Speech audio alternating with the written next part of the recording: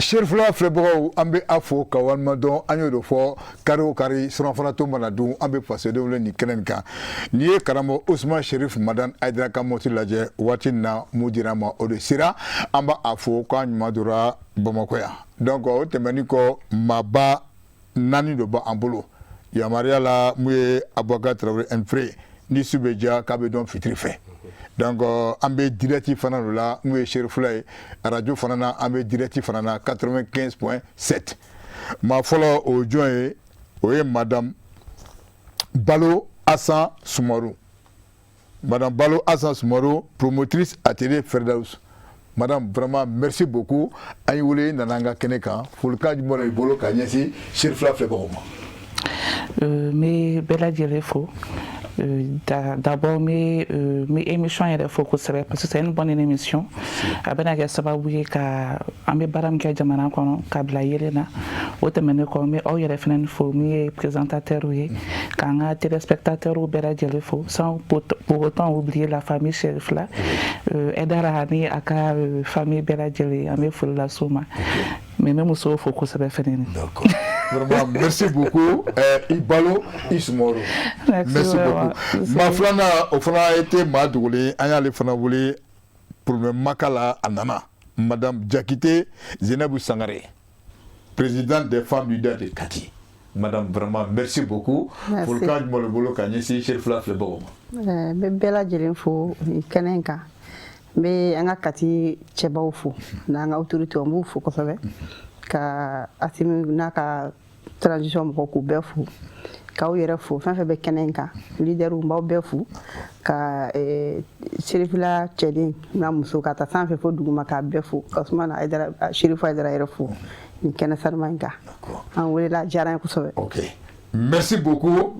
Et Diakité Isangare ma samana au fanaté madoulé amana le wati il est toujours présent. Monsieur Namouri Diara, secrétaire exécutif Angabe Mayala. Monsieur Diara, vraiment merci. Merci.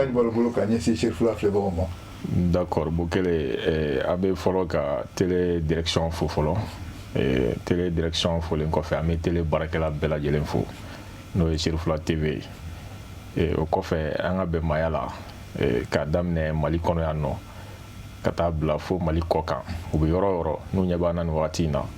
Anga folu bouye il n'a pas wa kalama anga be mayala elle est internationale maintenant donc au Mali dron tablé donc raison pour laquelle antenne anga militant mun be jamana kokan kadamne France Côte d'Ivoire Burkina Faso Sénégal Togo Bénin Nigeria ambu bela jelenfo ni watina au kofe Mali reconnaît anga be mayala ba exercer partout malgré la situation actuelle du pays ola amanga zone rouge militant faut ko sabe parce que au bega bara minke malgré l'insécurité voilà donc anga folie be ou fene ko sabe ni wati na fen fen nyebana ambu fo na mbora anga nyamo ba ale mi sawula na me kenen kan noye anga le président fondateur le président du conseil d'administration monsieur Badra Ali Ousmane Aidara anga folie babaye na mbora e aman fafo et le guide spirituel des Ansar, le président du Conseil islamique du Mali, Cherif Ousmane Madan Haidara.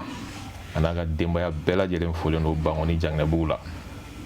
Au kofe amba fogo ala gambe mayala. Merci beaucoup. Manana, oui, monsieur Ali Guino, directeur exécutif Fondation Groupe Sahel. Monsieur Guido, vraiment merci beaucoup. Ayoulé Nananga Keneka, Fulka Molobolo Kanyesi Sherifla Flebro. OK, donc Nebi Befo, d'accord, Nebi Sherifla fo, parce que Sherifla est télémié, donc ni activité au bouquet, donc moi mon outil Bamako, mon coquin, faut brusque qu'on a, Sherifla de Sababula, fait au fin bouquet, Malikono animali coquin, au bas Kalama, donc vraiment au Kanga fo au Kama.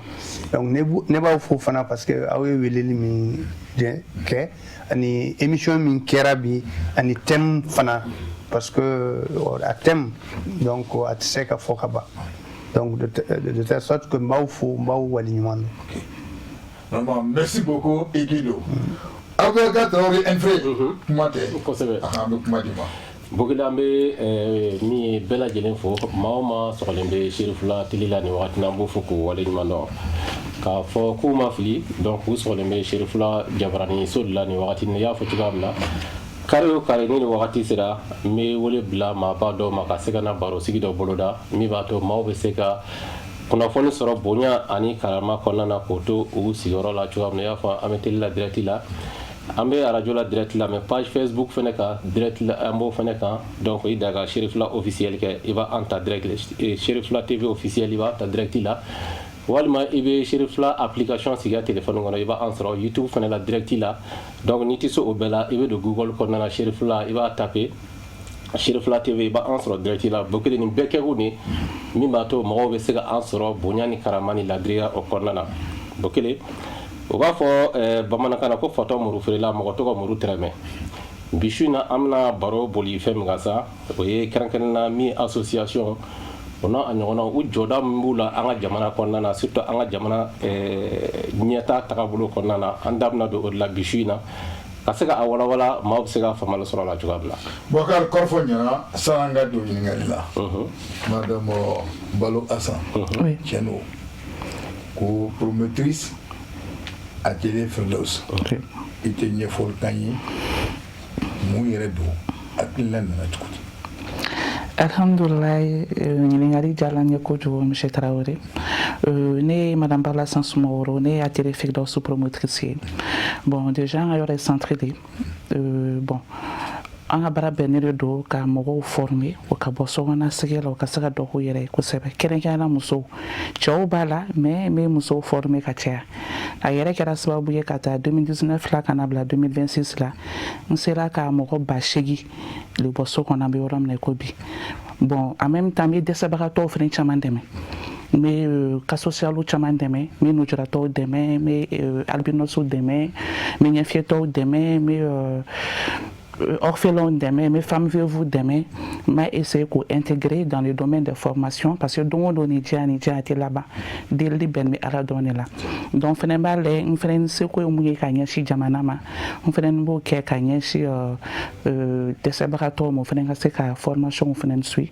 walasa eux aussi à leur tour u ka se ka bɔ delili la u ka se ka dɔ k'u yɛrɛ kosɛbɛ donc en grosso modo atelier Firdaus yɛrɛ cakɛyɔrɔ de don ale bɛnnen de don ka musow dɛmɛ k'u former k'u bɔ sokɔnɔ sigi la an b'u former fɛn caman na maquillage b'o la senɲɛgɛn b'o la kalali safinɛ dilan kɔnɔ dilan tobili pâtisserie bɔgɔlan agroalimentaire wusulan dilan kɔnɔ dilan ka ca an bɛ formation baden de kɛ donc voilà an jɔyɔrɔ y'o ye parce que bɛɛ ni jɔyɔrɔ de don fasoko la jamanako la bon atelier Firdaus jɔyɔrɔ ye kosɛbɛ ka ɲɛsin a ka faso ma. D'accord Bokar kɔrɔfɔ tɛ an bɛ bɔ yen o de kosɔn n ka min na an bɛna na madame Jakite Sangare fɛ donc ko président des femmes leaders de Kati pourquoi.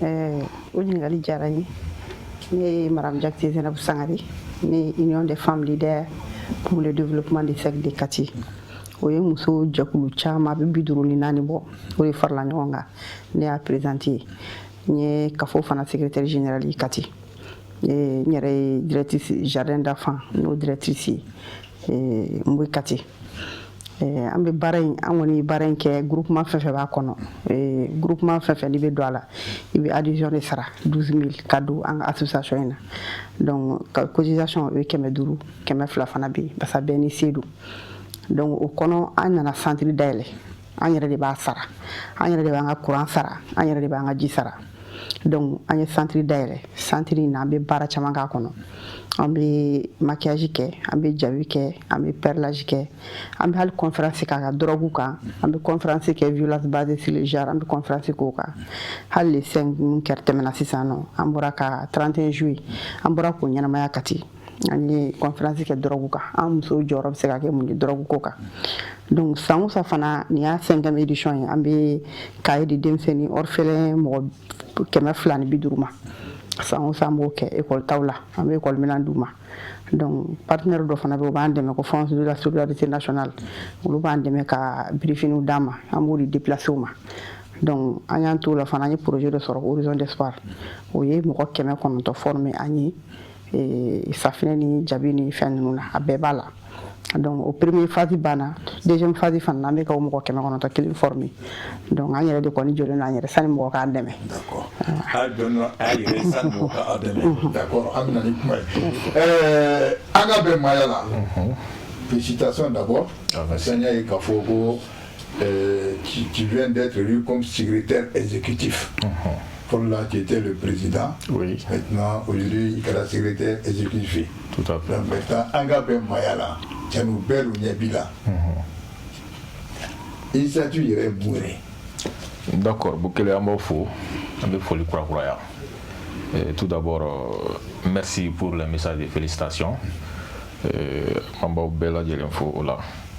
Angabé Mayala, il n'a pas voir Kalamatuka, Angabé Mayala, c'est une association.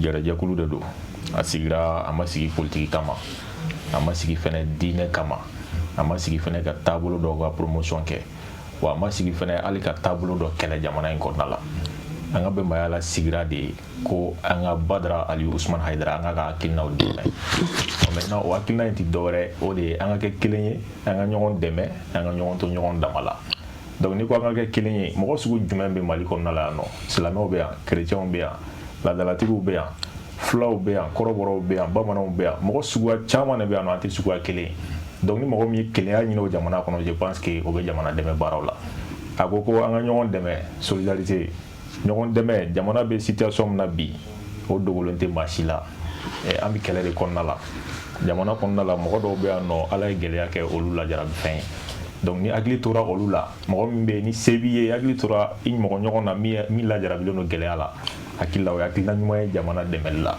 an ka ɲɔgɔn to ɲɔgɔn dama la donc directement kɛlɛ min bɛ jamana kɔnɔ fɛn caman b'a kɔnɔna la siya ko kumaw b'a kɔnɔ diinɛ ko kumaw b'a kɔnɔ mais ni e sɔnna e silamɛtɔ ye chrétien k'a ka chrétienya kɛ chrétien e sɔnna silamɛ k'a ka silamɛya kɛ ni fila bɛ sɔnna bolisɔnna k'a ka bolisɔn baara kɛ ka sɔrɔ a ma don dɔ in gasi la je pense que jamana sigi bɛ ja donc an ka bɛnbaya la ka hakilina in de ni de ye Badara ka hakilina ye mais an balimaw da sera a ma formation baaraw an b'o bɛɛ kɛ parce que Badara ka hakilina dɔ fana ye ka se ka musow dɛmɛ ka se ka denmisɛnninw dɛmɛ ka se ka mɔgɔw dɛmɛ minnu bɛ yen ni ala ye gɛlɛya k'u ka lajarabi ye les couches les plus vulnérables donc o sira fɛ an ka bɛnbaya la bɛ mɔgɔw kalan musow bɛ kalan safinɛ dilanw na galadonw makiyajiw fo ka taa se kalaliw ma nin bɛɛ lajɛlen hali an filɛ kurantigɛ banbali min na an ka bɛnbaya la ye mɔgɔw dege panneau installation na nin bɛɛ kɛra jamana in kɔnɔna la ka se ka mɔgɔw dege kuma la nin bɛɛ y'an ka bɛnbaya la ka projet ye an bɛ ka min labaara donc denmisɛnninw ɲinɛma k'u kɔ parce que kalanta fana setɔ filɛ nin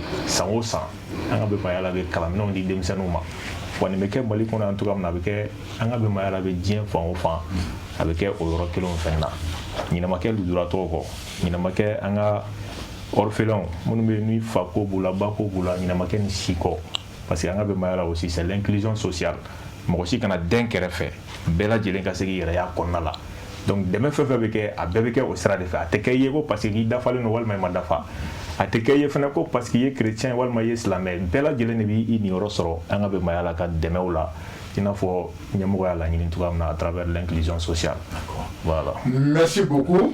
Donc oui, monsieur Ali Guido, directeur exécutif Fondation Groupe Sahel. Monsieur Guido, belle Nyebila. Donc hakilina na cogo di. Ok, d'accord. Donc mi foli kuraya ka bɛɛ fo ka bɛɛ waleɲuman dɔn. Bon, Fondation SAR, SAR c'est Société africaine d'études et de réalisation. A promoteur est Amadou Djadje Sankare.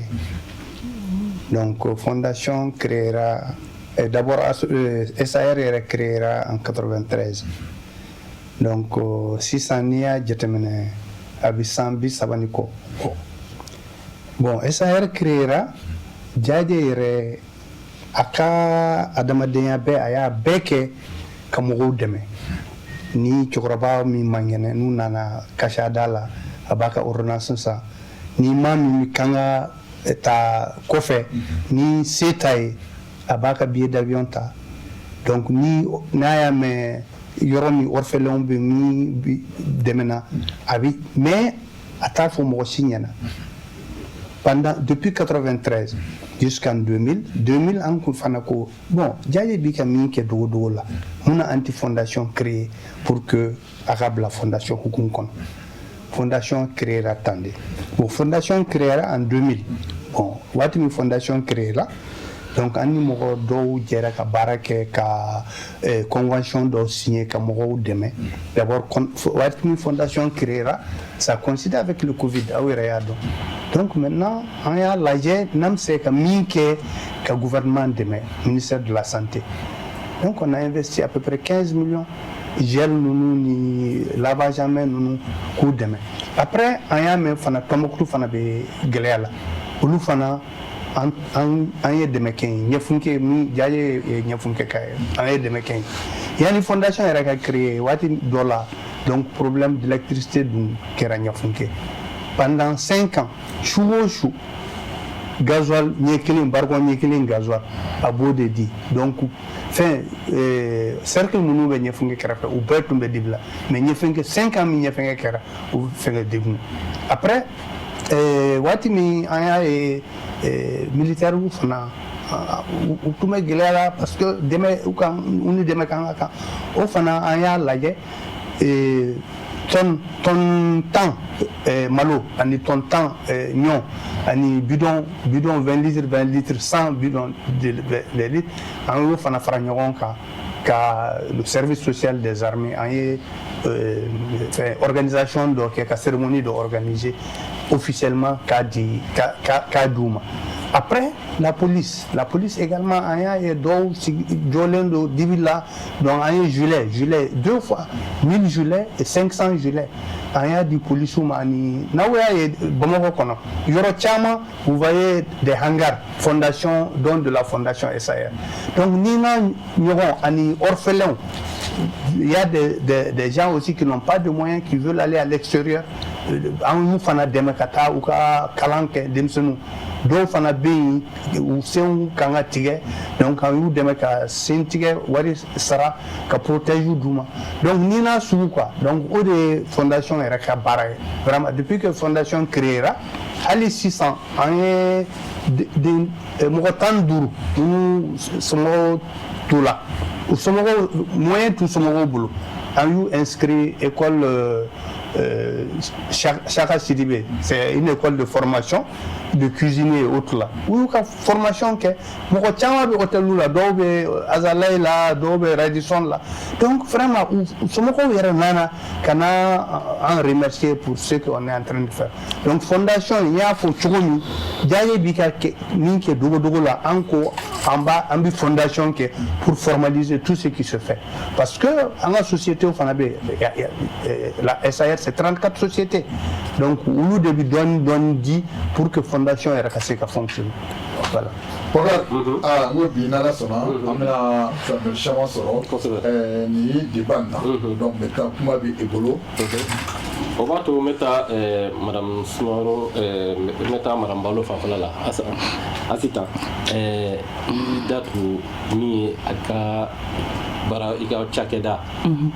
Ibe formation mun ke ibe ni e wida do bara mun na sisa ni ko ibe ni kala jelenge a koti ta musaka ko aywa e jigi be fen jumene ka ou be ibe musaka no boro jume ka se kan bara la wala e ka ni ngali jarani ko sebe en fait depuis né ni bara damne 2019 kanabla 2026 là moi ma jere kan financé Mohamed El Kani financé Mohamed El Kani deme ne ben belu bon yere kuna wagle kuna c'est-à-dire ni mon nana procéder ni inscription ni formation na ni semi ni place d'OB nous m'a occupé on fait une balle la association kunda une sorte de séparateur parce que généralement c'est une manière pour moi qu'à engagement même tout récemment ni l'électrique de Blacata direction sociale des armées où il est à la visite qui est fait non parce que il y a fouillé un mot mais faut qu'à mon bidrou Blacanadia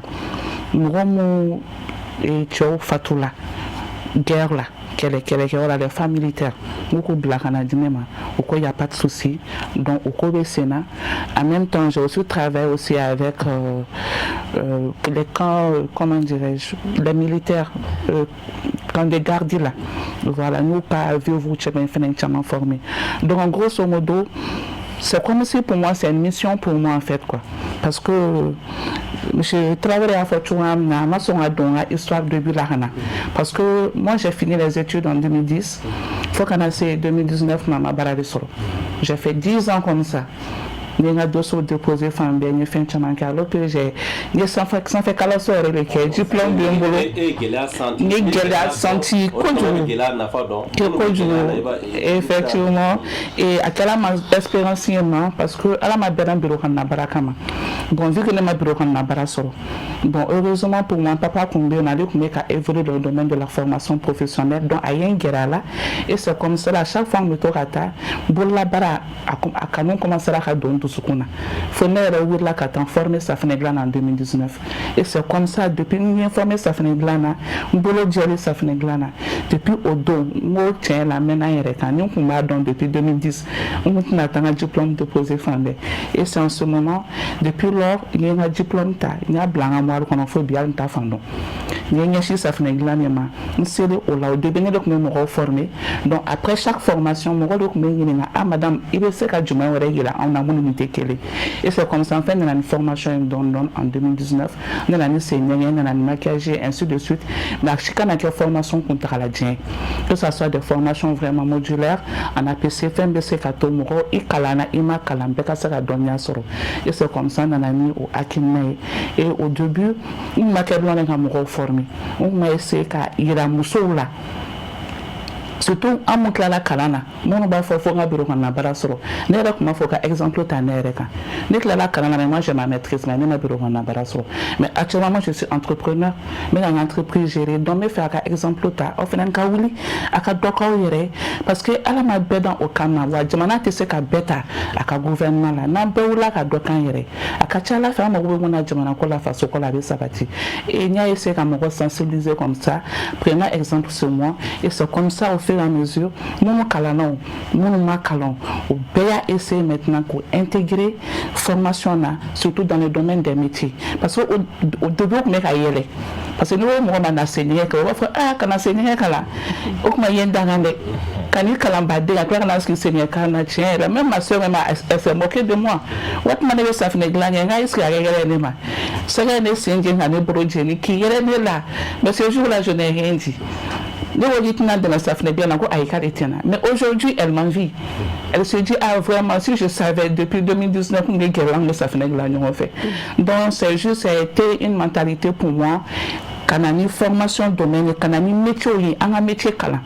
Donc depuis qu'on a aux missions réussi l'embolo parce que après 2019, 2020, 2021, j'ai vu que mon chama commencé là à Douala, mon chama commencé là à une formation intégrée. Donc je me suis dit vraiment, la mission a été aboutie. Et qu'est-ce que je peux faire d'autre? On fait à l'aligner économie, what fitini mon fait une soro formation au communania les canoujola to, là au Gerena, qui a essayé qu'à Nefieto, au Gerena, femme militaire, au Gerena, les veuves, les albinos, les aveugles, ali grebu megala gidonala. Faut être flamba mono. Donc les flarike, mais do et do non, am tout les censé qu'on a formé fin là. Et c'est comme ça bon, je me suis dit c'est une mission pour moi peut-être si j'ai des places, il faut aider et c'est comme ça mais il y a quelqu'un qui faut de même non, je n'ai pas de personne qui m'a aidé jusqu'à présent. Voilà.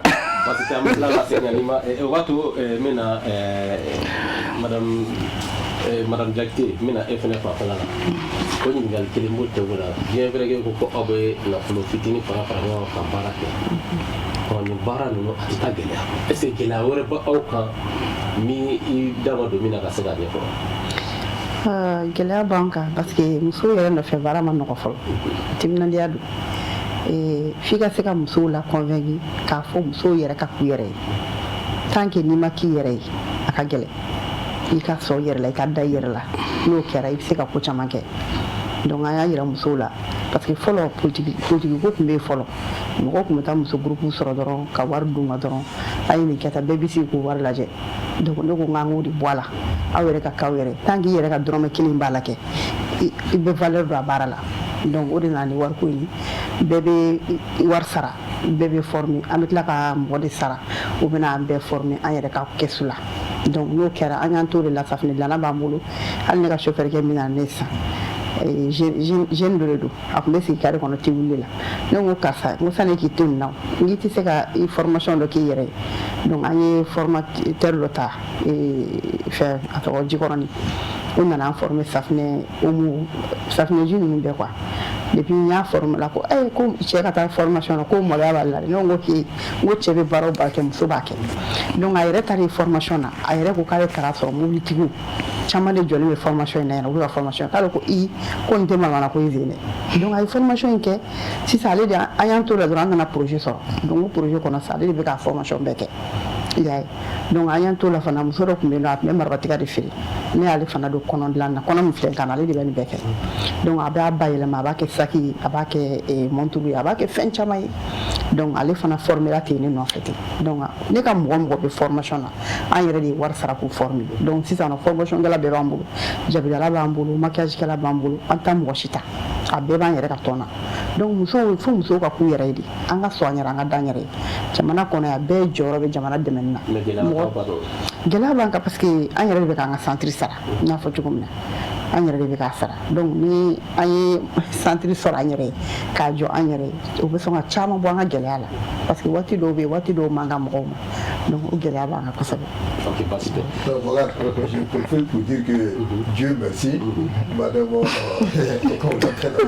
Ballon, et puis Annie, Madame Diakité, et je pense qu'il y a la fondation CR qui est à l'écoute, donc je pense qu'on verra à la fin de l'émission. Ok, parce que Namouri, association Angabé Mayala.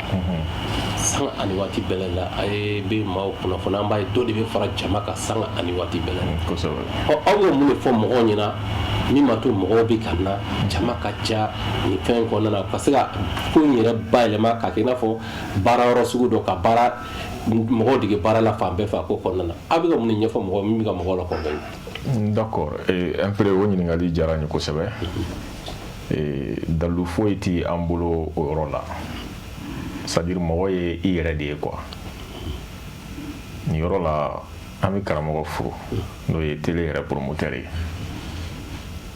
a ye den fɛn fɛn sɔrɔ a bɛɛ kɛra cɛbaw ni musobaw de mais bi min tɔgɔ bɛ mɔgɔw da kosɛbɛ o ye Badara Ali Usman Hayidara ye à travers an ka bɛnbaya la ale yɛrɛ ka mɔgɔya taabolo o de bɛ ka tɔn in jama caya majigi min b'a la mɔgɔ bonya min b'a la ani min bɛ bɔ a da ka fɔ mɔgɔw ye à travers ses prêches o de bɛ ka tɔn in taabolo ja mɔgɔw ye mais ni mɔgɔ ye tɔgɔ ye tɔn ja ye n'i nana kɔnɔ walima n'i y'i sigi ka active lajɛ n'i y'a sɔrɔ i bɛ ka min ye tɔn initiateur la fondateur la n'o y'a sɔrɔ o t'a kɔnɔ i bɛ se ka segin fɛnɛ o mais acte minnu bɛ ka poser an ka bɛn maaya la fɛ bi hakili la kɔnɔdimi tɛ ɲɛdimi don bɛɛ ɲɛ b'a la an ye formation ko kumaw fɔ an ye mɔgɔw dɛmɛ cogo fɔ an ye bɛn kumaw fɔ mais jɔn bɛ se k'a fɔ bi ko Mali mago tɛ bɛn na jɔn bɛ se k'a fɔ bi ko Côte d'Ivoire mago tɛ bɛn na parce que je parle en tant que secrétaire exécutif international diɲɛ fan jumɛn bɛ yen bi k'olu mago tɛ bɛn na surtout farafinna yan bi diɲɛ fan jumɛn bɛ yen bi ko u mago tɛ an ka ɲɔgɔn dɛmɛ la diɲɛ fan jumɛn bɛ yen bi ko an mago tɛ an ka ɲɔgɔn to ɲɔgɔn damala la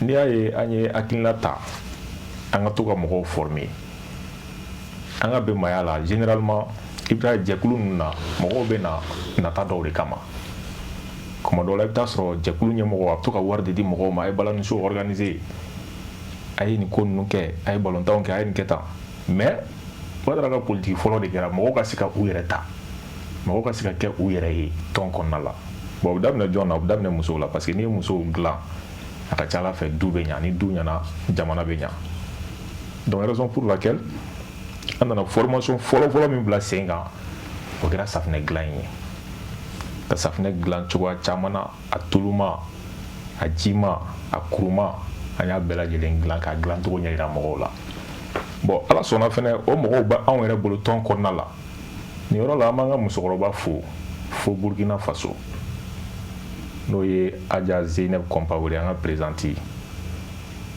a bɔra fo Bobo Dioulasso ka na mɔgɔw former Mali kɔnɔ yan safinɛ dilan cogo la kunkolola tulu an ka lati kɔlɔnw nin bɛɛ lajɛlen muso fɛn caman muso masiri fɛn caman a nana mɔgɔw former o la a nana muso former o la yan nɔ an ka bimaya la hakilina kama mais est ce que gɛlɛya sɔrɔ ka baara kɔnɔ a sigilen ni sisan cɛ bon o sira fɛnɛ fɛ mɔgɔ fɛnɛ b'an bolo tɔn kɔnɔna la tuguni o bɛ se ka mɔgɔw former kuma yɛrɛ cogoya la jamana kuma la mais gɛlɛya ye mun ye o ye côté financier parce que an ka bimaya la n'i ye tɔn sigi ko politique tɔn tɛ diinɛ tɔn tɛ f'i k'i ka wara kunkolo minɛ bon an ka wara kunkolo b'an bolo an t'a fɔ a bɛ fɛ k'an kɛɲɛ mais a kunkolo ka girin an bɛ yɔrɔ min na bi maa si ti an ka bɛnbaya la dɛmɛ financièrement an bɔra ka convention nationale kɛ sisan an ye rapport min di pendant les 3 ans an ka bɛnbaya la $88,8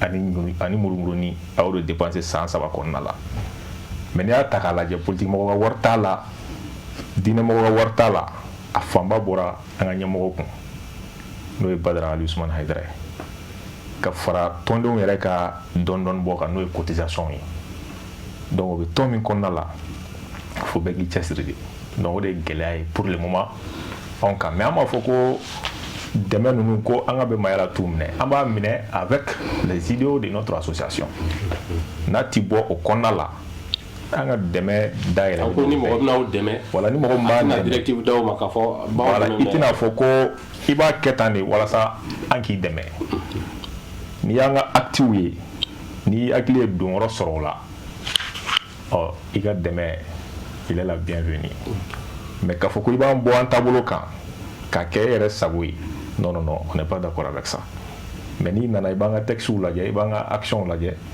si ça peut aller avec nous donc sira bɛ an bɛ baaraw kɛ sinon an ye caman kɛ o domaine na formation suguya caman ka taa se déplacé minnu bɔra centre la 2022 si je ne me trompe pas an ye briefingw d'u ma ka furaw d'u ma an taara dɔw kunbɛn fo Fana kɛrɛfɛ dugu dɔ bɛ ko Tingole ka taa balo d'olu ma ka taa furaw d'u ma donc an ka bɛnbaya la hakili tora nin bɛɛ lajɛlen na hali u ka kan minnu bɛ Sevare ninnu na Badara hakili tora ninnu bɛɛ la banabagatɔw bɛ dɔgɔtɔrɔsow la an delila ka kuma fɔ ka caya service social la an ka dɛmɛw bɛ se yen nɔ an ka bureau national membre hali sisan Badara bɔra ka miliyɔn caman d'u ma u ka taa dɔgɔtɔrɔsow la ka taa mɔgɔ minnu dɛsɛlen don n'u tɛ ka se k'u ka fura san ka se ka u ka fura wari dafa donc ninnu ye dɛmɛba ye jamana kɔnɔna la jamanadenw yɛrɛ dama hakili ka se ka to ɲɔgɔn na donc raison pour laquelle n ko ale yɛrɛ yecogo a n'a bɛ acte minnu poser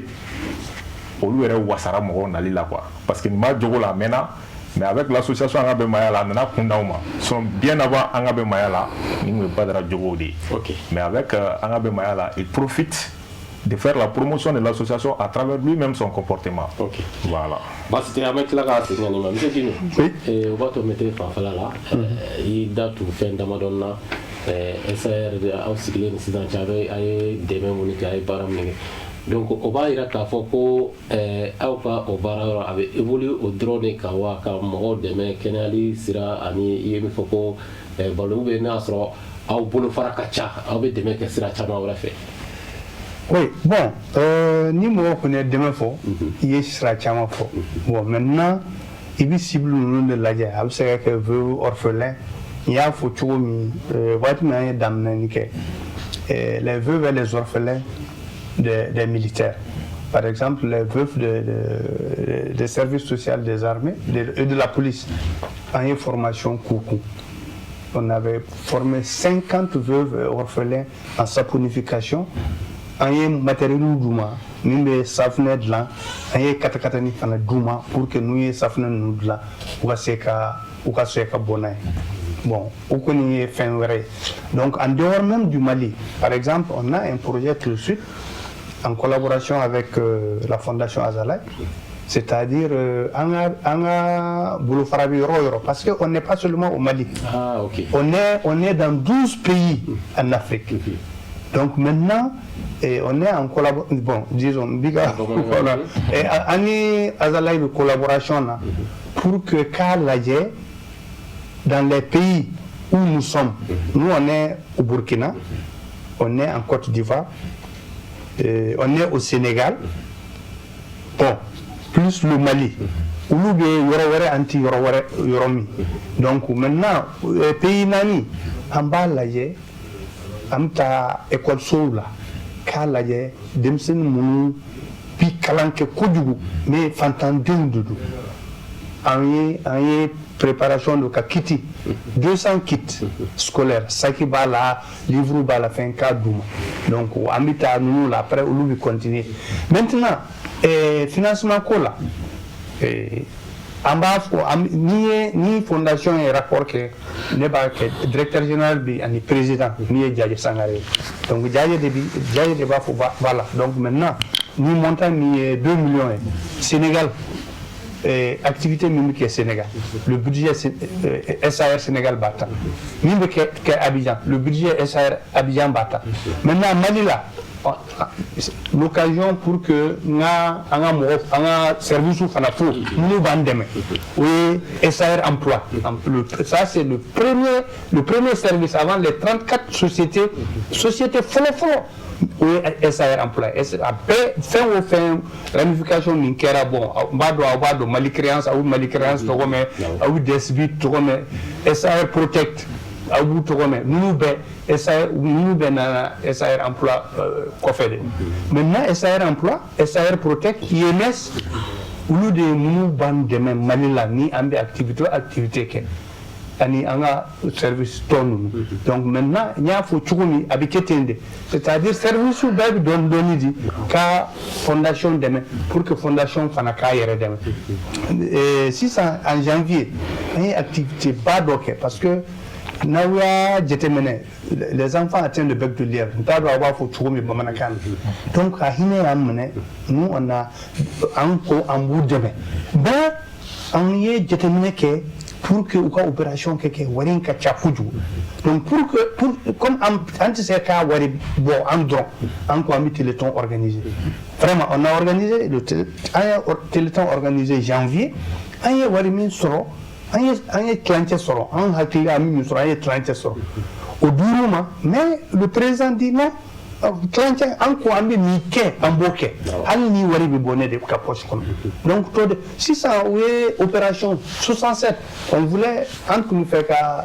d'un kemen d'état opération maintenant il faut 67 là wari bi soro la diruma mais président bika wari do fara nyogonka pour que les jours à venir à toka dafa pour que anga sa enfin opérer voilà donc abu nyeshleme surtout banabagato kunda voilà banabagato kunda veuve kunda au Dorante par exemple président et Misiri Chama Slame kunda fanabe ali 600 bon neti dugu fo 600 dugu do be ay engagement ta contrat est signé là pour que anga Misiri jo Misiri 160 millions keme ani millions biwa donc ani entreprise mi ba contrat signé tout mais baraw ko ni ma damne folo bon étude nous kera voilà en dehors de ça même à la quartier là ni unanani devis millions nous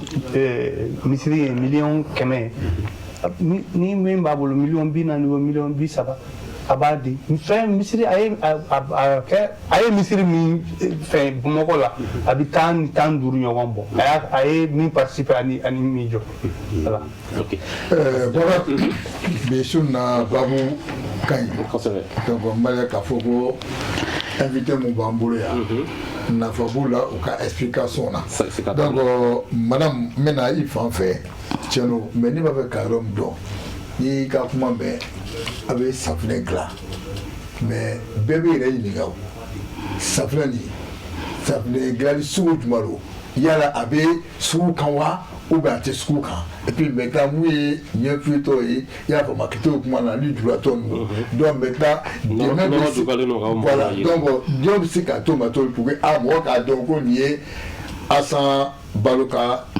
bolonɔ ye.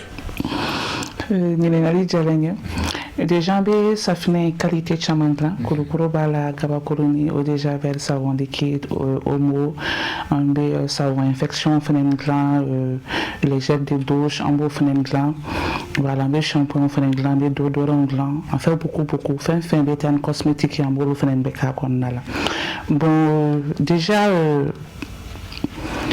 moi, je pouvais mettre ça sur le marché parce que au début, on a objectif le compte. Quand ça finit là, rien ne m'empêchait de le faire.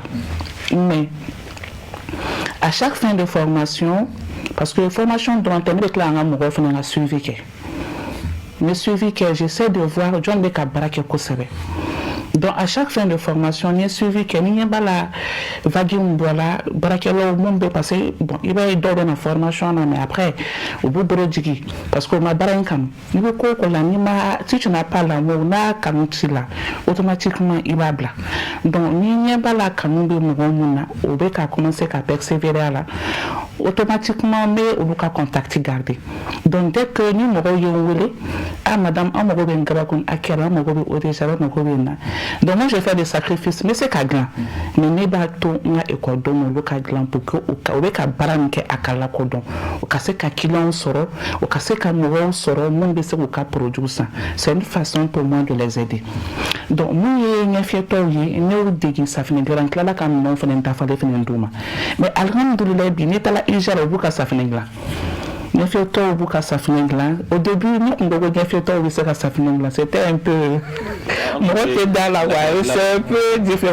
la crème là mais les jours que on connaît ma coupe faire safine gla moi je sais que safine gla oui mais à aucun formation de début là j'ai tenu à être là les formateurs déplacés Qatar parce que nous avons une formation dit mais en 2022 avec le problème de santé mais ça fait une formation bon ni carrément donné à commencer ça nous sa formation dit donc ce jour là j'étais là mais est-ce que elle fait la guerre et je voyais vraiment c'était quelque chose de vraiment super quoi donc non au cas faire un boulot va piquer mon a c'est vrai que mon a ni carrément explication dit donc il y a qu'aspect que mais tu vas voir que au cas fleli c'est très difficile où te yeli kéré mais donc au cas vision où te yeli que mais ça passe donc la vision comme ça donne mon cas yeli tété mais ils ont un odorat vraiment animé temetant to ba le Québec a tenu. Mon femme de ça m'a j'étais tellement surpris de ça et puis mais je claire la formation là mais je crois que c'est rare mais pas encore nous c'est rare mais j'étais tellement stupéfié mais formation banée ni claire qu'on a ni produit d'affalé et au Cameroun tout j'ai tout acheté avec mes profs nana Douma c'était à l'occasion même du 31 jours parce que oui c'est une 31 jours là je suis beaucoup pour voilà l'autonomisation des femmes donc à la nous comme non Douma mais ce même d'alors qu'on commence là à s'affaire en gland et jusqu'à présent au quoi ça fait là n'était là déjà là au cas association moi ça fait une formation sur allez no boka ça fait global on va faire nyamoroma on va sans boulot donc ala sababu ye chama bola delini grebuyala bon moi nga e mujurato feneni olu tama dans ça fait gland lomade olu be juka ogla o be finungla o be bola sakinono o bolu fenengla o ba finungla o be kono no ba begla mais actuellement partenaire mbobolo dantala. À chaque 3 décembre, moi, occasionné internationalement, je suis leur marraine. Kata Kuchala, parce que l'association de Kuchala, nous avons Ania, avec Draman Dambélé et puis son équipe. Donc, tu vas voir, à chaque 3 décembre, pas de ténèbres, bien, nous boulons, c'est trop. Islamique Bala, Orange Mali Bala, ils ont trop de partenaires. Et puis, au cas événement Manaban, ou partenaire avec la retour à mon c'est pour qu'à produire c'est international là. Parce que le mal la bataille coca. Et pour moi, vraiment, c'est vraiment une fierté. Car donc, on est mort formé à ma dans la formation de mais après la formation, on veut qu'à ça même les albinos. Parce qu'avec les problèmes de peau là, tu vas te dire que non, le cas c'est un peu difficile, mais au cas familial, mais vous ne pouvez pas imaginer. Donc nous nous formons là. Moi je pensais vraiment qu'à comment na guéroma. Mais albinos non vraiment ce sont des gens ils captent vite quoi. Formation banane automatiquement le fait na guérir baraka. Et puis bon, c'est pas seulement ça aussi, ça c'est des volets de formation. Des fois aussi, par exemple, à la journée de la solidarité le mois d'octobre, on fait une balle la guerre. Mais c'est comme on est octobre là, parce que c'est un mois de sensibilisation. Voilà. Effectivement. État te suit, État le bas à Belladira. Bon, il faut vraiment à cap financement. Bon, est-ce que Bibina, tu regardes la caméra, est-ce que si l'État veut t'aider, est-ce qu'il y a là, est-ce qu'il sera état-membre, l'homme c'est quand même, bon, déjà, tout financement est la bienvenue. Parce que mon be baraka ikan na fare sorala. Et puis, boro koron denkeren te se ka beleta. Ne be kan baranke ma kadni alsa ngademe. Mais je pense anka be mayala ka secrétaire exécutif comment do fo pour que mo ki deme wa soro awara kunya fanga ki bolo kwa o ka don vraiment ibe ka bram ke ani muso ni deme kaka. Donc en ce moment nous y réalisation chaman ke jamana wono. Moi je pense que c'est à travers ça l'État ou bien le gouvernement ou bien les personnes de bonne volonté, les ONG ou le se kanase en makan fenen deme en mission na. Voilà ça mo go be mona jamana ko la faso ko la kase. Est-ce que Nibela me comment loin est-ce que et de la papier d'obla kazo mayapi mais s'ils ont été reconduits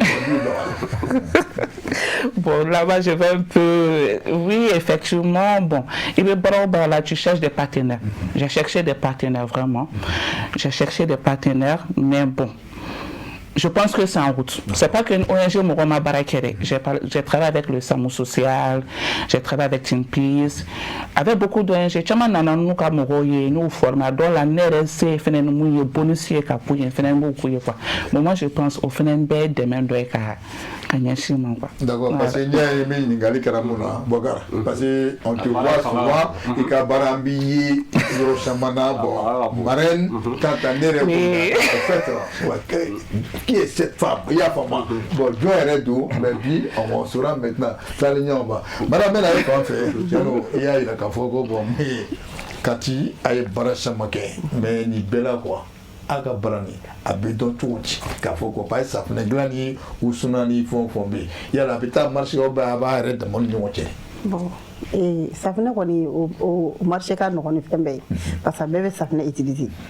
Et on a tourné n'aya de l'ensemble donné de fort bébé n'a dota kataka firi ah donc avec moi formé l'autre n'a pas ta firi ah bébé dota là kataka firi avec prix bindoni donc ni a firi bi ka tonani ta e bina mi bla kesu la ofana bi mais ça fait nous avec donc tout de ko lié à ça fait glais eti ba mulo avec mulo ba kan aba c'est leader savon leader de Kati amore se bantaka donc on va donc au niveau ça fait leader madame c'est la même chose que pour vous aussi oui nous devons étiqueter gland je mets à Téléfigdos OK voilà pour savoir que ni à Téléfigdos ou ka savoir qui dit mais c'est très rare que je fais ça parce que nous devons faire mes dinga mo OK donc on doit que on va faire bébé dota la kata faire et puis tegrani fana bambulu tegrani tegrani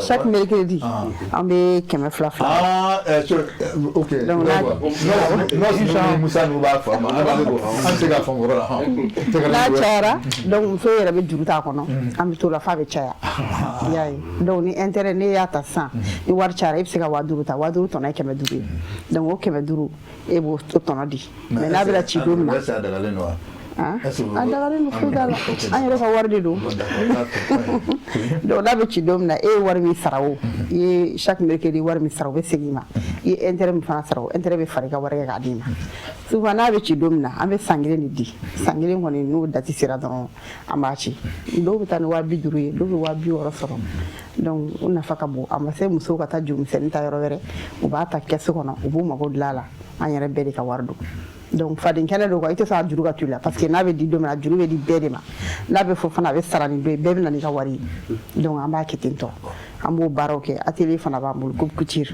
an b'olu kɛ an bɛ ANP fo nin yɔrɔ in na ale ye machine dɔ d'a ma ANP machine 7 d'a ma donc o y'a sɔrɔ espagnol dɔw fana bɛ yen olu fana nana machine 9 d'a ma donc an bɛ ka coupe couture kɛ donc ni dɔ bɔra dɔ bɛ don ni dɔ bɔra dɔ bɛ don an kɔni ta ye 4 mois ye ne b'a ka ɲininkali kɛ ma parce que donc a ka base in bɛɛ a bɛ baara fɛn ba kati dɔrɔn wa a tɛ yɔrɔ wɛrɛ ni kati dɔrɔn tɛ yan bon kati a y'a kɛ a kati damakanw kati n'a lamini b'a la kati ye environ an bɛ taa fo safo ninnu na an bɛ formation kɛ yen caman na hali bamakɔ dɔw bɛ bɔ yan ka taa formation k'an fɛ yen mais mun ye dɛmɛ ye est ce que vraiment la comme état ɲɛ banna est ce que vraiment sera état ma ko k'u bɛ se ka dɛmɛ kɛ ou bien bon an ka préfet kɔnɔ an b'o fɔ nin kɛnɛ in kan can parce que an ye centre sɔrɔ an y'a yira la siège t'an bolo ordinateur t'an bolo u y'an dɛmɛ o yɔrɔ la mairie fana y'an dɛmɛ parce que o yɛrɛ ɲɛ b'an ka baara la mɔgɔ tɛ kate mun ma former an ka yɔrɔ la parce que i bɛ mɔgɔw 1000 former yɔrɔ yɔrɔ kɔni bɛɛ ka mɔgɔ b'o la dɛ donc an kɔni b'o baaraw kɛ an bɛ dɛmɛw fana kɛ an bɛ dɔnw sɔrɔ hali kɔfɛ yɛrɛ donc muso de bɛ Abidjan o y'a yira ko le 25 attaque min kɛra ko vraiment k'a y'ale touché kosɛbɛ u nana bazin kalali bi complet 60 d'a ma k'an k'o di VV ma donc u nana o d'a ma Kati donc o n'a o ɲɔgɔnna caman b'an dɛmɛ sukaro la an bɛ Musa M Touré fo ale fana sigilen bɛ Ponji ale fana nana sukaro bɔrɛ 100 d'a ma an k'a di VV ma o n'a ɲɔgɔnna caman quoi parce que u b'a ye an yɛrɛ de fɔlɔ ye dɛmɛ kɛ donc an ka dɛmɛ déplacé u yɛrɛ sɛgɛn turu déplacé an bɛ déplacé minnu former a bɛ mɔgɔ 200 bɔ parce que a dɔw yɛrɛ n'i taara u ka yɔrɔ la i b'a sɔrɔ hali kontu ka da la dɔw bɛ bɔ Douanza dɔw bɛ bɔ Ɲɔnɔ mara la u ka ca bon u b'u ɲɛsin an ka yɔrɔ de la an ye caman dege jabida la sisan hali sini na caman y'an wele k'u yɛrɛ sera ka jabi da u yɛrɛ ye u sera ka a tɔgɔ safinɛ dilan u yɛrɛ ye u b'a omo siri ka fɛn k'a la k'a feere donc vraiment an bɛ musow fo an bɛ tila ka yaala fana minnu ye sera k'a kɛ n'u ma dɛmɛ sɔrɔ an b'a lajɛ an bɛ se ka min fara ɲɔgɔn kan k'a d'u ma bon déplacé ninnu fana an yɛrɛ muso damaw an bɛ finiw ko an ka fini kɔrɔ n'an tɛ se minnu ma an b'a ko k'a passer k'a d'u ma donc solidarité quoi donc an ka jɛkulu kɔni sigilen b'o de kama donc an kɔni bɛ laɲini kɛ mɔgɔ mɔgɔ bɛ se k'anw dɛmɛ ni y'anw dɛmɛ i tɛ nimisa parce que an b'a di a kan ka di minnu ma donc n'u ye dɛmɛ kɛ o tɛ nimisa donc en contrepartie dɔ bɛ en contre quoi o tɛ nimisa cogo di ma se o tɛ nimisa parce que i bɛ dɛmɛ di dɔw ma u b'a k'u yɛrɛ dama ye mais anw bɛ dɛmɛ bɛ d'an ma lujuratɔw b'a la déplacés b'a la hali yala ka feerekɛlaw an yɛrɛ ka projet min dira ma sisan u ka laɲini ye ka baarakɛdenw de former parce que baarakɛdenw olu fana y'a jateminɛ baarakɛdenw fana ye dɔ den de ye u bɛna duguba kɔnɔ ka na baara kɛ mais n'u taara u cɛlasigiyɔrɔ la u bɛ mun de kɛ mais n'u ye métier dɔw kalan sisan n'u fana taara u ka cɛlasigiyɔrɔ la u b'u cɛw dɛmɛ u b'u denw dɛmɛ donc ani minnu bɛ finiko saraw kɛ i b'a dɔn u ka baara fanga ka bon a wari ma donc olu de caman an y'olu de ɲini k'olu former mais est ce que taama bolo baarakɛdenw formation na u bɛ wagati jumɛn de sɔrɔ voilà tile fana 14h à 17h an b'u former o b'a sɔrɔ u tilal'u ka an n'u ka patron bɛnn'u na an y'u ka patron yɛrɛ sensibiliser k'a yira k'a fɔ walidenw don u k'a to u kana former a baraji b'u ye donc dɔw b'a faamu dɔw t'a faamu i y'a ye donc an kɔni y'o formation kɛ ten caman y'a faamuya sisan parce que hali couture la dɔw yɛrɛ sera ka formation kɛ dɔw yɛrɛ ko n'ale y'a ka sara wari sɔrɔ ale b'a don machine na ka taa n'a hali n'a kɛra bɔrɔtɔ kalali ale b'o k'a ka dugu la donc patron yɛrɛ cɛ ko n'a bɛ taa k'ale b'o san ka d'a ma donc o bɛɛ y'a nafa ye donc mɔgɔw bɛ ka bolola baara nafa dɔn sisan parce que n'a kɛra a bɛ dɔ bɔ jamana ka sɛgɛn na a bɛ dɔ bɔ du sɛgɛn na muso mana lafiya bɛɛ bɛ lafiya donc an kɔni b'o baara de la Kati. Ok. Bakar, kuma tɛ donc je pense que peut-être bi ni débat ni a bɛna kɛ sababu ye an mun bɛ yan nin ka dɛmɛ ɲini i y'a faamu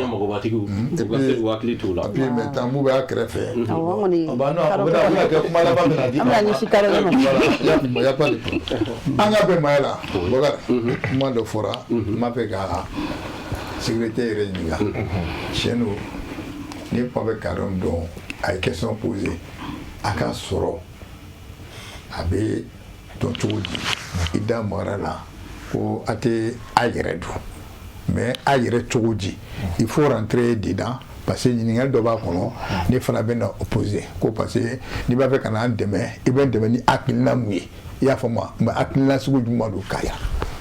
d'accord hakilina tɛ dɔwɛrɛ ye hakilina in ye an bɛ baara min na n'o ye jamana dɛmɛli ye hakilina in y'o de ye n'i yɛrɛ fana pɛrɛnnen don i n'i ka nafolo i pɛrɛnnen don ka jamana dɛmɛ tu es la bienvenue. I b'an dɛmɛ financièrement. An yɛrɛ bɛ se ka jamana dɛmɛ cogoya min na ni an ka objectifs ye.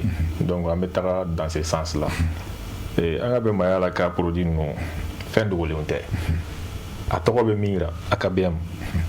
An ka produit ninnu bɛ dɔn ni o de ye. An ye safunɛ minnu dilan savon AKBM de don. An bɛ shampoing minnu dilan shampoing AKBM de don. Hakili la an y'a boutique bila en place. An balimamuso da sera a ma. An yɛrɛ fana b'an taw dilan de k'a di an ka tɔndenw ma. Non seulement an y'u dege a dilan na mais an b'a d'u ma o fana ka taa feere u ka tɔnɔ sɔrɔ a la. An b'a d'u ma prix dɔ la u bɛ se k'a san min na. Donc n'a dir'u ma n'olu fana y'u ka tɔnɔ sɔrɔ a kan o fana ye dɛmɛ dɔ ye o. An bɔra ka projet kura bila sen kan sisan n'o ye AKBM électronique ye. An filɛ Korofina. Téléphone de b'a kɔnɔ. Tout ce qui est électronique au bɛɛ de b'a kɔnɔna la. Donc an b'olu produit ninnu fana feere. Attention, quand tu dis électronique là, ce n'est pas un magasin ou bien comment ça se passe? Bon, boutique de dos. Ah, voilà, parce que marque. Donc, boutique de dos, mais c'est avec la marque AKBM électronique. Un exemple, le téléphone est là. Voilà, c'est la marque AKBM. Voilà, bon, pour le moment, ma téléphone boka marqué que AKBM est follow. Mais ni tra boutique électronique AKBM là. Et puis téléphone suga chama soroyen.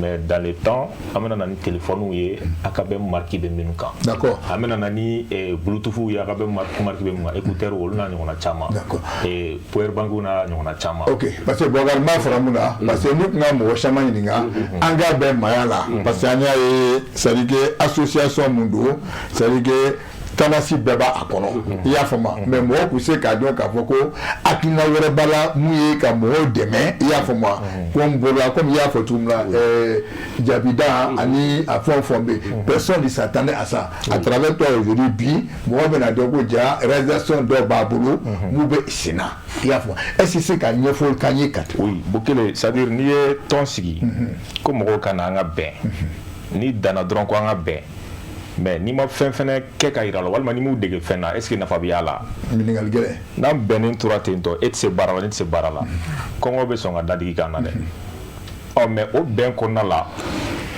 an bɛ acte minnu poser o de nana ni ninnu kɛli ye e b'a ye mariage ninnu na sisan mobili bɛ maquiller fleurs b'a la fɛn caman b'a la ninnu tɛ k'a yɛrɛ ma bɛɛ tɛ s'a la o mɔgɔ de bɛ kalan o la donc o b'a fana bolo quoi o b'an bolo an ye mɔgɔ ni quand je parle de maquillage muso ɲɛda dɔrɔn tɛ o mais mobili maquillage fɛnɛ ne yɛrɛ a participé au fait ces jours là ka mobili maquiller mariage ninnu na an ka mɔgɔw ye olu formation kɛ an b'a da sira ma sisan n'o ye IJA mɔgɔw ye ne taara IJA la ka taga IJA mɔgɔw kuma ɲɔgɔnya parce que n'i ye an ka bɛnbaya la ta k'a lajɛ pourquoi an bɛ taa nin yɔrɔ ninnu na d'abord ni mɔgɔ ninnu k'a dɔn k'a fɔ ko kɛrɛfɛmɔgɔw tɛ quoi mɔgɔ min ala y'a ɲɛ minɛ a la kɛrɛfɛmɔgɔ tɛ quoi c'est pourquoi on a parlé de l'inclusion sociale a tigi k'a ye ale ni anw yɛrɛ de ye dɔ ye an bɛɛ de kelen an taara an ye u ye cogoya dɔw la an nana compte rendu kɛ an ka ɲɛmɔgɔ ye n'o ye Badara ye mais a yɔrɔ la se kɛra min ye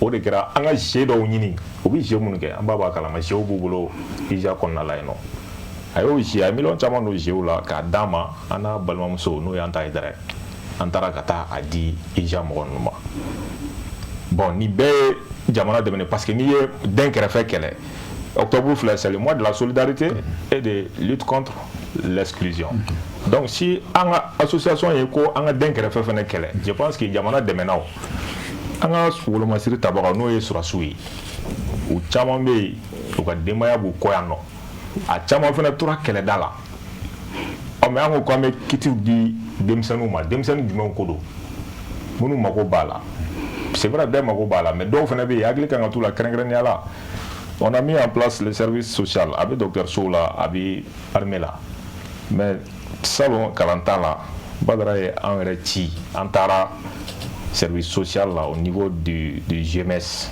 ka taga o denmisɛnnin minnu bɛ yen n'u faw tora kɛlɛyɔrɔ la ka taga u mago bɛ se fɛn o fɛn ma kalanminɛnko la ka taga k'a bɛɛ dɔɔni dɔɔni d'u ma an se kɛra min ye an yɛrɛ t'a kɛ dɔn yɛrɛ an y'a di denmisɛnnin hakɛya ma an t'a kɛ dɔn yɛrɛ mais i bɛ taa émission kɔni ye ko ka jamana dɛmɛ mais an kɔni bɛ ka dɛmɛ in kɛ diɲɛ fantan naani de fɛ parce que quand tu pars en Côte d'Ivoire an ka président Balo a n'a ka cɛw olu fana y'a ɲɔgɔnnaw kɛ u taara so bin dɔw kɛra ko caman kɛra gɛlɛya caman kɛra Côte d'Ivoire quartier dɔw la u taara u ye denmisɛnnin dɔw sélectionné ka jɔ n'u ka prise en charge scolaire ye fo ka taa fɔ tilala donc i b'a ye olu ye fɛnbaw de ye quoi a lajɛ n'i ko an ka bɛn gɛlɛya bɛ yɔrɔ min na n'i ye nɔgɔya dɔɔni kɛ par exemple sisan Bamako yan nɔ quartier caman bɛ yen jiko gɛlɛyaw bɛ yen n'i sera ka château di mɔgɔw ma l'eau est source de vie foyi tɛ se ka kɛ ni ji tɛ ni tɔn sera ka château di mɔgɔw ma a bɛ bɛn sabati hali du o du n'i y'a ye bɛn sabatilen tɛ gɛlɛya b'a kɛ o mais n'i nana ni bɛn kuma ye sigida la n'i nana ni nɔgɔyama fɛn dɔw ye a ka ca Ala fɛ bɛn bɛ sabati o mais an ka bɛnbaya la à travers ça aussi an ye château di mɔgɔ camanw ma bon château a projet tɛ anw bolo ten k'a fɔ ko an de b'a tila mɔgɔw ni ɲɔgɔn cɛ mais mɔgɔ dɔw fana bɛ yen o b'an dɛmɛ ka château d'a ma an fana b'a di mɔgɔw ma. mais n'i ko château moi je suis un peu perdu château sugu jumɛn. château d'eau. forage ko la. jibonto de ko don forage i n'a fɔ mɔgɔw b'a fɔ cogoya min na donc an y'o ɲɔgɔnna caman di an y'o ɲɔgɔnna caman di quartier caman na jiko gɛlɛya bɛ yɔrɔ minnu na Bamako yan nɔ pour que ka se k'u ni lahinɛ parce que a bɛ musow lafiya donc fɛn o fɛn bɛ musow ni lafiya a ka ca Ala fɛ o bɛ du lafiya o bɛ sigida lafiya donc couture fɔra an ye mɔgɔw kalan atelier de couture la san 3 u tɛ dɔrɔmɛ 1 sara u y'a diplôme sɔrɔ u bɛ ka kalali k'u yɛrɛ ye bi u bɛ k'u cɛw dɛmɛ u bɛ ka u ka denbaya dɛmɛ. D'accord. Donc ça c'est très important. Ok. Donc Baba, vas-y. Dɛmɛ niveau la an t'a fɔ ko an sera mɔgɔ ma ko k'an dɛmɛ mais n'an sera i ma. Mais est-ce que an sera mɔgɔ ma wa? Oui. C'est ce que je vais dire. Ok. An sera mɔgɔw ma an sera jamana ma mais an tɛ taa ko jamana an dɛmɛ o. Ne tunna yɔrɔ la dɛ an sera jamana ma du a détail kɔnɔ parce que c'est fou là an sera jɔnni ma. o kɛlen an ka bɛnbaya la association ɲɔgɔn na c'est vrai que an bɛ ka baara kɛ à travers notre récépissé o y'an yamaruya ka baara kɛ mais wagati dɔw la an bɛ diyagoya an ka taga jɛkulu présenter autorité la à travers ça ne yɛrɛ ni délégation an taara ministère des affaires religieuses et de culture la an taara an ka bɛnbaya la présenter an bɛ min na jamana kɔnɔ an y'a ɲɛf'u ye an ka laɲini ye min ye an y'a ɲɛf'u ye hakili la ni ministère bɛ anw na bi a fɔlɔfɔlɔ la o y'o ye je pense que ni dɛmɛ ko kan ka kɛ chrétiens ka niveau la silamɛw ka niveau la ladalatigiw ka niveau la o dɛmɛ caman bɛ passer par le ministère. Mais la question que moi je vais te poser là au ministère quoi il y a là est-ce que a ye dɛmɛ ɲini fɛ est-ce que o dɛmɛ kɛra. maintenant an taara an ka association présidente la k'an ka laɲini yira o la c'est pour demander un appui. bon la question que moi je voulais savoir là a bɛ taa yira o la i y'a faamu parce que yirali bɛ yen on est bien fait acte de présence i y'a faamu ka na yira la ko bon a ye nin ye mais derrière il y a là est-ce que réellement a ye projet dɔ di u ma. an ye accompagnement ɲini u fɛ. an ye dɛmɛ ɲini u fɛ sur tous les plans. mais pour le moment an ma u ka dɛmɛ sɔrɔ fɔlɔ. monsieur le secrétaire général u kɔni delila ka mɔgɔ bila an ka na an ka kɛnɛ kan ka na foli kɛ au nom du département mais fɛn min ye k'a fɔ ko k'a bɔ k'a di anw ma pour le moment on n'a pas reçu ça de la part du ministère des affaires. mais aw bɛ dɛmɛ sugu jumɛn de k'o nɔfɛ. an bɛ dɛmɛ min k'o nɔfɛ nafolo aw bɛ an b'a bɛɛ fɛ an bɛ dɛmɛ fɛ nafolo la an b'a fɛ minɛnw na fɛn fɛn bɛ se ka jamana diinɛw fara ɲɔgɔn kan dɛmɛ fɛn fɛn bɛ se k'olu fara ɲɔgɔn kan an mago b'o bɛɛ la an ka ministère fɛ o kɔfɛ ministère de la jeunesse et des sports un frère c'est un acteur du football an sera olu ma. mais il n'est pas au ministère hein. Oui, voilà. Il n'est pas. Non, je parle sous son contrôle. Voilà, ok. Voilà, t'es ministère là. Mais à mes actions, à mes ballons-temps, bara munke, à mes sports munke, un frère pas chaman kala. Ah d'accord. Mais moi si te fous dans moi, moi je m'adresse à voir dans ma co à une activité sportive munke. En a ballon-temps première édition, on a organisé à plus de 9 millions de francs CFA. Nous avons la troisième édition. Mais malheureusement, avec la convention, l'organisation de la convention, on a fait oh, mais ama demain sur autodi c'est avec les sponsors ame soro bosombaga munu approcher ame marani munu choisi ame parrain munu choisi ka faranga nyamoko yere ka wara kungolo minali ma ka faranga yere bi don doni mundi anga fem bela jele me financer au chouat là OK mais nya fo kuma damne la demain nunu on est prêt à les recevoir. On est bara caman kɛ o siraw fɛ mais halisa ni se dɔ t'i ye i tɛ se ka fɛn dɔ sɔrɔ sinon an ye partenaire dɔw sɔrɔ wagati dɔw la u nana n'u sigira ka kuma y'an ka laɲini f'u ye u yɛrɛ fana bɛ baara min na diɲɛ kɔnɔ c'est un partenaire international. Voilà, j'allais te poser cette question. Voilà, u ye laɲini minnu b'u bolo u y'a fɔ an ye laɲini min b'an yɛrɛ bolo an y'a f'u ye. Maintenant à travers ça en 2023 u ye sommet dɔ organisé en ligne. Sommet sur la paix mondiale. En Koumaké sur Zoom. Nous avons participé pendant 2 mois. À Banaka, le 3e mois. Maintenant, à la fin du sommet, il y a une invitation pour participer au sommet mondial de la paix à Séoul, Corée du Sud. Mais faute de moyens, toujours on n'a pas pu participer. Il y a une femme leader d'Offene. Ale fana bɛ nin ko ninnu kɔnɔ kosɛbɛ ale fana ye invitation caman pour qu'on puisse participer au sommet Turquie-Afrique. Au sommet Turquie-Afrique an ma se k'o fana participer pour faute de moyens. Sinon an bɛ kɛlɛ la pour que an bɛ k'an battu pour que an ka se ka dɛmɛ sɔrɔ. D'accord. Mais an m'a sɔrɔ fɔlɔ. Ok. Voilà. Sinon an bɛ ka fɛn fɛn kɛ a bɛɛ bɛ ka don jamana mɔgɔ tɛ association an ka bɛ maya la kɔni min bɛ sara. Ok. K'a daminɛ internationalement fo kana se nationalement mɔgɔ tɛ min bɛ sara. D'accord. Donc fɛn fɛn bɛ ka bɔ an bɛ ka bɛɛ don jamana dɛmɛli de la. Ok. Voilà. D'accord. Monsieur Guido, ça va un peu comme donc maintenant, vous en tant que passé à la fondation, il y a beaucoup de choses dedans. Donc, ma fait IKA à point pour que vraiment, moi, c'est qu'à former sur demain, parce que c'est qu'à là, à mal que vous avez aussi besoin d'aide. À mal que voilà. Donc, on va me dire. Anini, moi, c'est là où c'est avec des cours de ma association Fitino. D'accord. Donc, là, il faut tout le et demain, quoi, est quartier code. Ok. Sans qu'on ne demande pas de soro parce que elle a un mot de wisi télé de la caméra là par exemple ni bora 600 chini gana iba soro demande 20-30 demandes sur la table de l'association. Maintenant on trie, on a une petite équipe qui va selon notre possibilité. Par exemple chaque mois de carême on sort les demandes à travers Ami demande nouveau car là y mogo demain kanga di mogo ma kosobe parce que mogo fait association fa de kele ami lisike au cas numéro ba kamu wele non ami Souvarou le mois de carême ami Souvarou non Toulou animalo amba fara nyogon amba tlan ami association Mouga mais association Tandu Ambouele en battre là où nous sommes. Maintenant, le Conseil national de personnes âgées, où fana wati dola wati ma fondation lancement que donc où y a des marchés donc il y a une convention de que chaque trimestre par exemple ou un budget annuel il y a divisé par 2 maintenant un demi du budget sans qu'on en bota. Maintenant, on bat la trimestre. Kalosava. On bouille on met quelqu'un d'homme. Au fana demain. On a que 5 kilos. Bon, pour diversifier, par exemple, ORTM, fana, on a eu des $, un engagement caméra flat d'une valeur de 16 millions.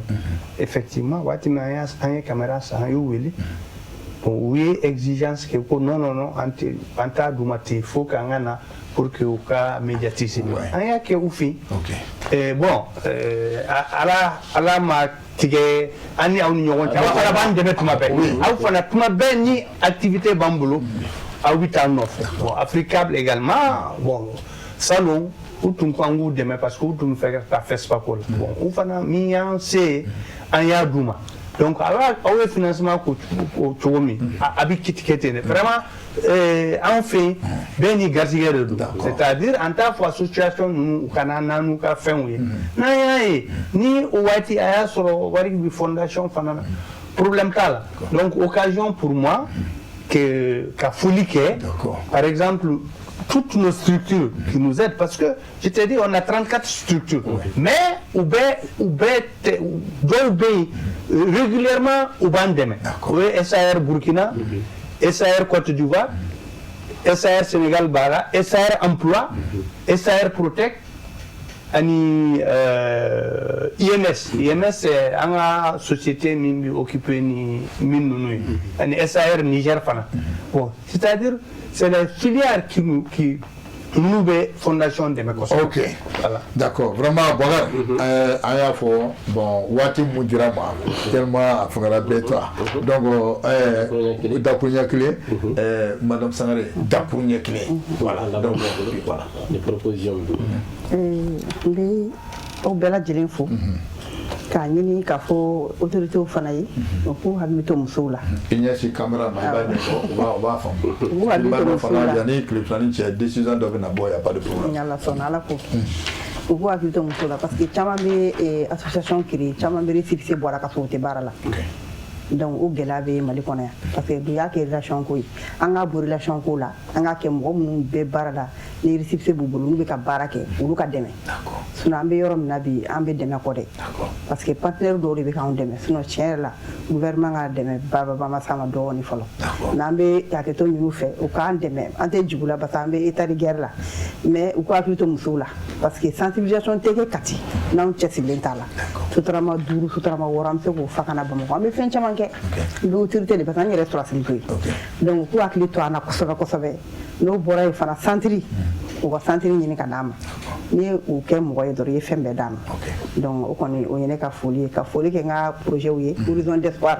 mba foni kenenka et sanu bora do fana be no to ko Bemba national tellement ka ideme ka fana Bemba Keita o ya nga partenaire ba do yi d'accord Fasaluba mais a fodi gorayna parce que aya ndeme ko sobe ay fouraji mi sera be fouraji binani bo ale de ay anga chesiri bunyane asirani ma chena aya ndeme donc be a fodi kenenka ko ONG Jes Mariam Maiga ka fana fodi kenenka ka yini ma chamanya ira ko kana nyai fodi ba ko ka nyere ka jama je kulu kufu parce que ni abe nyemo do ko mo de bila ni mula yoro be wuli no fe mo fodi kenenka ko sobe ana autorité. Merci beaucoup monsieur. Madame. Oui. Déjà, voilà, je pense que le débat c'était vraiment intéressant.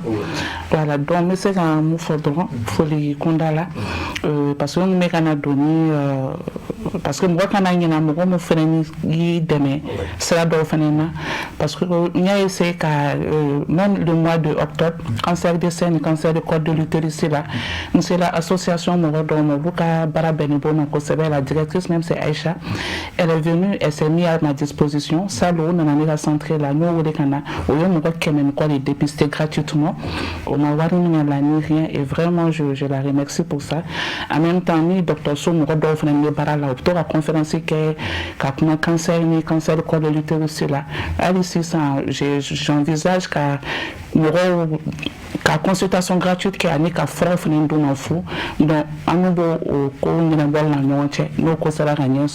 avec docteur Ousmane Diaralo aussi il a beaucoup apporté sa contribution donc cela veut dire à la fois bon on va me là déjà année à 2019 au 2026 plus de 8000 femmes c'est pas 800 femmes c'est pas 80 femmes voilà donc j'ai formé beaucoup et j'en suis fière nous comptons le dos Ali Fentene Boulot Ali Kadani nous avons formé le cas de beaucoup hier au belébélé mais vraiment pour que nous n'a pas un casse kanyambo alsa lutin casse kanya anga jamana imogore de kanya bon fait anga na nyimbo mogore fait moi je pense et kofle di kanga se ka ken on m'a donné en mogobe demain na alsa anga se ko soro wala sa mogobe muna jamana ko la faso ko la muso mogobe kuma do fanya muso kelen kala c'est comme ça jamana bela jirere kala donc moi je pense que orona borokon degnete sala demet et beleta ni au sala ka jatine au fenen do fusa ko sebe sans pour autant blâmer monsieur Bella Djelefo. Je salue les grandes dames, voilà, les grands hommes, monde de plateau quand ONG, association, Bella Djelefo, Mingaka Social, Bella Djelefo, sans pour autant oublier réalisateurs, les journalistes. Vraiment, merci beaucoup. Merci beaucoup. À Djalani. Merci vraiment. Oui, voilà. Ok, merci beaucoup. Amé Chérifla TV Fo. On est vraiment beaucoup de là. Voilà, on est beaucoup de là. Quand on est affaires religieuses là, quand on est jeunesse et le sport, quand on est culture, parce qu'on a une béquille, on a la culture valorisée. Quand on est santé, en ballon sur d'Assirama, salon en octobre rose à travers notre comité de Mourbabougou. On est sensibilisé au cas là. Octobre c'est tofleni. Wani bela jela yen bega rega faire la comité de Ijonai. On be berega demela que ça soit le ministère de la santé, que ça soit fondation B ni be évoluer dans domaine na on be beka demela. Mais c'est pas en contrepartie. Ni contrepartie voilà, oui, objectif minimum ba mboloy. Voilà, donc ni prenez nos lukama, anga daile lui, mais akil la tigra parce que ay moko sera no minimum domaine qu'on a là. Anga politique ga sega nyine, anga sega sans duru courant qu'on a là, anga sega centre de formation daile ba fo madame Balo be ga keto amna. Parce que ami moko di centre de mako formé. Na rega politique de 600 an rega sega centre de formation daile. Donc t'état de meko. Donc moko sega de ministère nous fait. Amoko bo bela Jelena Guino est là avec des messages au don. Donc, on a été clair la vie. On a un numéro après l'émission. Avec le président national Bouyagakou, avec Clovenan Watina. Donc, Guino est là, c'est non, c'est non. Donc, on a tourné un faux. Malikono, Malikoka. Il y a pas de cas, même le Burkina Faso, Côte d'Ivoire, Français, Francie, Bénin, Togo, Nigeria. Amou Bella Jelenfo, Kanga Mali, Mambrou Bella Jelenfo. Anga Nyamoroba, le président d'honneur, le président fondateur. Et autant pour moi. Pour votre information, Badra, il est désormais le président du conseil d'administration et le président fondateur de l'association Angabé Mayala. Donc le non-président d'honneur n'existe plus. On doit la passer là. Donc on m'a fou, un président du conseil d'administration, le président du fondateur de l'association Angabé Mayala m'a fou. Quand on continue enfin dans Karamo, le président du conseil islamique du Mali, Cheikh Ousmane Madan Haïdara, n'a pas de à Bella Djele à Moufou. Avant qu'on regarde Foni, émission était Temaka, nous Cheikh Ousmane Tidiane Haïdara. Avec une émission sur Kosebe, on a qu'à Guérin Bella Djele. À Moufou, à la Kambe Mayala. Merci. Je vous remercie. Monsieur Guino. Ok, d'accord. Donc, il faut le dire bien d'abord pour les animateurs et mes coéquipiers qui étaient là avec moi. Et je salue particulièrement le capitaine de l'équipe, capitaine Edjoin, Amadou Diaye Sankaré, parce qu'en Bé, Bamounen doit aller à l'école. Ali 600, plus de 2 mois, il n'est pas là, il est à l'extérieur. Ni Bé là pour que, à Kafando, Ninikana. Donc vraiment, il faut que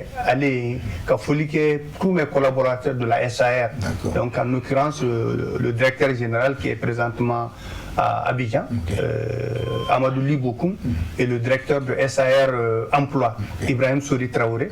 Vraiment, c'est une équipe dynamique qui prend Mimbeka en bel délai. Kafo, vraiment, Olubu Seboke pour que SAR Katagne. Vraiment, merci beaucoup. Vraiment, merci beaucoup. Madame Balo, vraiment, merci. Madame Tenadani Droma, donnant la porte est ouverte. Madame Dagité, c'est la même chose, hein? Vraiment, la porte aussi est ouverte. Donc, monsieur Angabé Mayala, vraiment, merci beaucoup. Monsieur Ali Guido, vraiment, merci. Donc, Wakar, la réalisation Adama S. Koulibaly. Adama vraiment Baranyana, il crée fait GMT, Ama vraiment Moussa Traoré. Moussa vraiment Baranyana, donc Régile, Dado Djanobe, Daouda Kone, David Bebe, Ama Ale Fanafou. Donc nous travaillons avec Dongo Do Chérifla, à l'Avenendo, Fambé. Traoré, Mamadou Mouri, Abidjan Palmera, Ambalefou, Docteur Madame Diallo, Amaninako, Mamadou Samake, Dissamdjema, Amaninako, Amadou Dadje Sangare, Amalefou, Dongo Babacham Hippodrome, Tchernoba, Fofi Industrie, Amale Fanafo. Moué Docteur Mamadou Keita, Amale Fanafo. Nous, Djara, Ani Madame Djara, Hippodrome Kono. Baga, la police de Bougouni, Amale Fanafo. Bema Keita National, comme il y a photo, Amale Fanafo. Bon, maintenant, ni Moubi Bolo. Ame Sanangoro Mer Fodro, Ana Frumso, mais Mamadou Zantraoreka, Abananyama, Mamadou Konate, Ejeka. donc ko a fana b'a lajɛ sanga ani waati bɛɛ la ani Musa Yosi Côte d'Ivoire fana ko b'a lajɛ sanga ani waati bɛɛ la. Barama Asaden Elhaj Mohamed Sako an b'a ɲinali kɔ an b'a fo kosɛbɛ donc ka kun cɛ ni jɔn ye Ousmane Cherif Madane Aidara donc dugawu kɛra a kun bɛ Côte d'Ivoire fangala ye donc a ɲuman nana voilà donc vraiment réalisation baara ɲɛna voilà ni ala man ka jɔ a yira na donc dimanche prochain ani invité wɛrɛw bɛ na ɲɔgɔn vraiment merci beaucoup les invités ala ka an ɲuman se merci.